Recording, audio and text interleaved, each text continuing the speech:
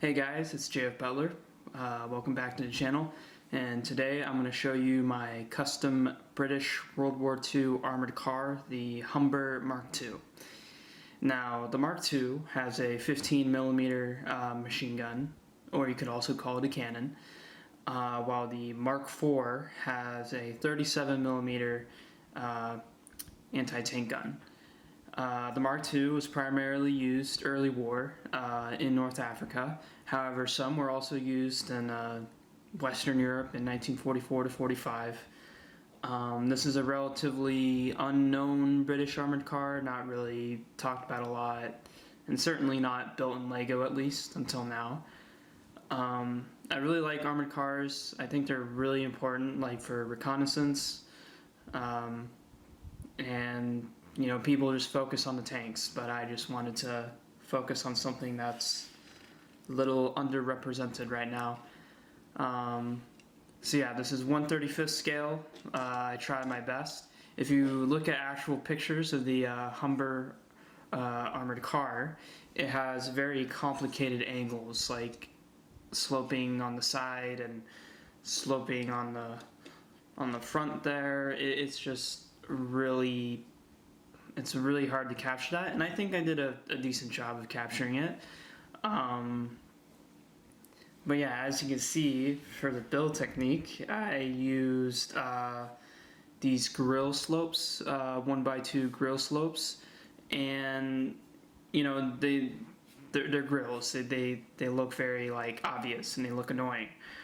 So to counter that, I made some dark bluish gray stickers and I put it over them to cover up the grills, and I think it makes this look so much better. So yeah, that's what I did there. Some custom techniques. I built this in studio. You know, this thing can roll. It's a little difficult because right here it kind of comes in contact with the box, but it can roll. However, there's a major downside to this design. The turret does not turn. It turns very slightly, but it cannot do a 360, unfortunately. And I don't mind that. This is mostly for display. Might use it for stop motion. But yeah, that's just a real downside. Can't really use it to play. And yeah, it uses a Brick Arms M2 Browning cannon barrel to represent the 15mm machine gun. Up here is like where the driver's hatch would be, like where he would look out. And this box here is just, you know, for storage. And that's the rear, you know, just the rear. I don't really have anything I can compare this with, except I do have the Brickmania Staghound armored car. However, you can see a massive size difference. The Brickmania Staghound is just way bigger, and you know, when you look at the Staghound, like the dimensions of the Staghound and the Humber, they're relatively similar.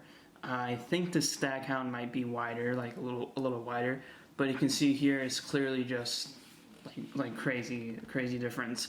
I don't know if Brickmania's, you know, going crazy and building way bigger armored cars out of scale, or if I got it wrong, if I accidentally built at a smaller scale. But I did do my calculations. This is in 1/35, so I do suspect that Brickmania just went ahead and built a chunky armored car for stability and play reasons, so you can actually move the turret around. I'm gonna have to measure the Staghound and see if they're actually accurate, like Brickmania's dimensions. So yeah, that's just one thing that struck out with me. You know, Brickmania kits kind of looking a little weird, but they're still really good, and I don't mind the size difference. I don't really have a problem with it. But yeah, and here's a minifigure just for scale. I think the scale looks really good. You know, if a guy stands next to it, it looks all right. But yeah, anyways, that was my review on the Humber Mark II armored car. I hope you guys enjoyed this. And coming up next is my first plane. Yeah, I actually built a plane. Alright, goodbye guys.